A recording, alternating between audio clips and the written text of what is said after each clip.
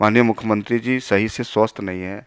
माननीय मुख्यमंत्री जी आप सक्षम नहीं है कि बिहार की जनता के सेवा कर सके, और वो निश्चित रूप से थक चुके हैं, हार चुके हैं। बिहार की आवाम से तो लगातार हम ही कह रहे थे, और मांझी जी ने कहा कि 2020 के इलेक्शन में भी जो टेकारी के माननीय विधायक वो तो हार रहे थे, उनको वहां के जिलाधिकारी से दबाव देके उनको जिताने का काम किया, और इस बार भी वो हार गए। अगर मांझी जी से टच कर लेते, बात कर लेते, तो मांझी जी ने दावा किया है कि मैं फिर इनको जिता देता, तो स्पष्ट हो गया।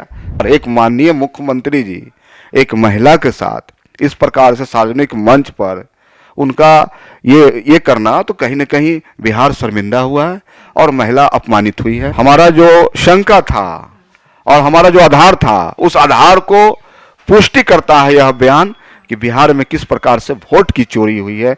आदाब, नमस्कार। आप देख रहे हैं मंथन टुडे। मैं हूं आपके साथ उस्मान। देखिए, बिहार में की जो अभी राजनीति है वो काफ़ी ज़्यादा गरमाई है। एक तरफ नीतीश कुमार का वायरल वीडियो को लेकर के जो हिजाब खींचा गया था, और दूसरा जो है जीतन राम मांझी का अभी जो एक वीडियो वो भी सोशल मीडिया पे काफ़ी ज़्यादा वायरल हो रहा है, जिसमें साफ तौर पर जीतन राम मांझी ये कहते हुए नजर आ रहे हैं कि 2020 में वो चुनाव हार गए थे, लेकिन फिर भी वो जीत गए। ये कुछ वीडियो है जो वायरल हो रहा है। इन्हीं तमाम मुद्दों पर आज हम चर्चा करेंगे। चर्चा करने के लिए हमारे साथ हैं रणविजय साहू जी, जो मोरवा विधानसभा से एमएलए हैं, जो समस्तीपुर में आता है। सर, बहुत बहुत स्वागत है आपका। बहुत धन्यवाद आपका। सबसे पहला सवाल हम ये ले लेते हैं कि नीतीश कुमार का जिस तरह से वायरल हो रहा है वीडियो, एक महिला का, मुस्लिम महिला का हिजाब खींचते नजर आ रहे हैं, उस पर आप क्या कहेंगे? तो यही बात तो हम बिहार के आवाम से लगातार कहते आ रहे थे कि माननीय मुख्यमंत्री जी की हालात सही नहीं है, माननीय मुख्यमंत्री जी सही से स्वस्थ नहीं है, माननीय मुख्यमंत्री जी आप सक्षम नहीं है कि बिहार की जनता के सेवा कर सके, और वो निश्चित रूप से थक चुके हैं, हार चुके हैं। बिहार की आवाम से तो लगातार हम ही कह रहे थे।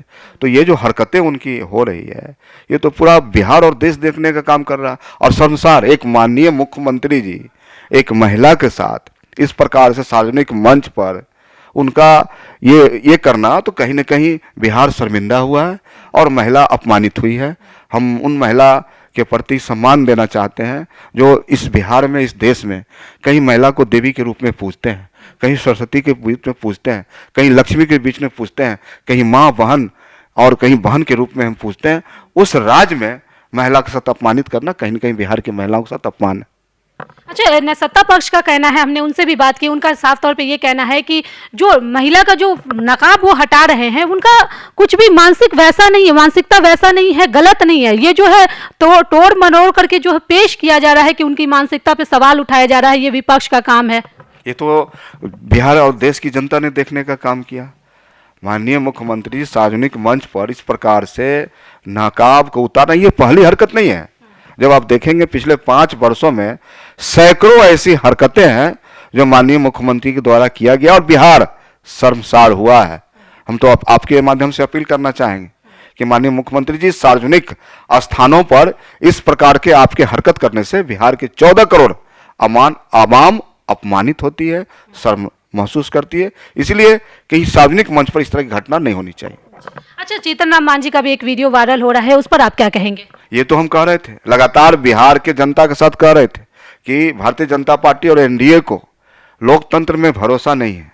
अब उन्हें भरोसा है वैसे तंत्र में, प्रशासन के तंत्र में और लोगों को खरीदने के तंत्र में। और मांझी जी ने सच कहा।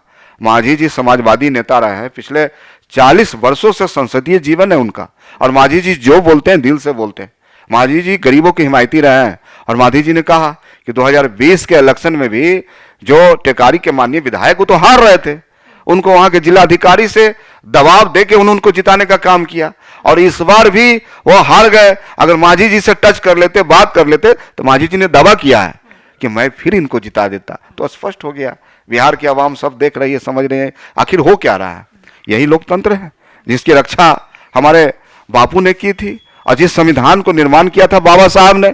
तो आज लोकतंत्र की हत्या हो रही है और लोग खरीदे जा रहे हैं, और पूरी तरह से जनता पर से विश्वास इस पार्टी का और एनडीए का, भारतीय जनता पार्टी के उठते जा रहा है। अच्छा, एक और सवाल कि जिस तरह से ये वीडियो वायरल हो रहा है, क्या इससे ये साबित हो रहा है कि जो इल्जाम, मतलब जो बातें आप लोगों कह रहे थे, जो विपक्ष कह रही थी वोट चोरी वाला, क्या इस बात को साबित करता है ये वीडियो? ये पूरी पुष्टि करती है।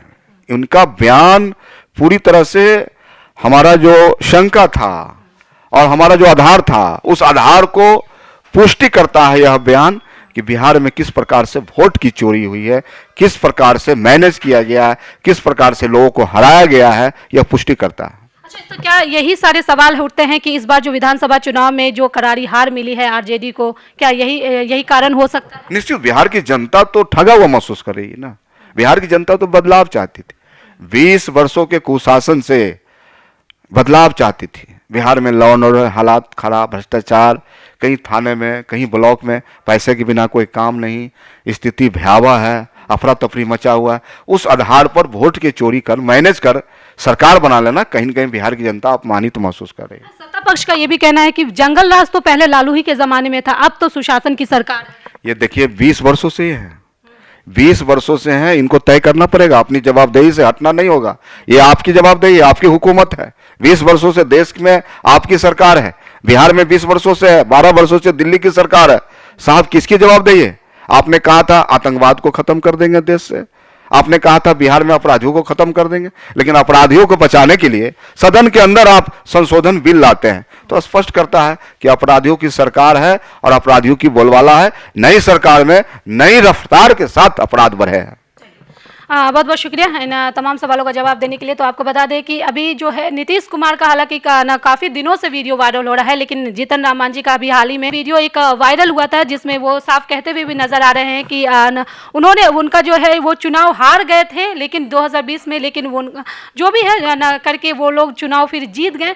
इससे ये कहीं ना कहीं स्पष्ट होता है कि जिस तरह से वोट चोरी का इल्ज़ाम लगाया जा रहा था, जिस तरह से विपक्ष लगातार वोट चोरी का जो बातें कर रही थी, कहीं ना कहीं ये वीडियो जो है कहीं ना कहीं इस चीज को साबित भी करते नजर आ रही है। चलिए फिलहाल इस खबर में इतना ही। कैमरामैन धीरज के साथ मैं उस्मा, पटना।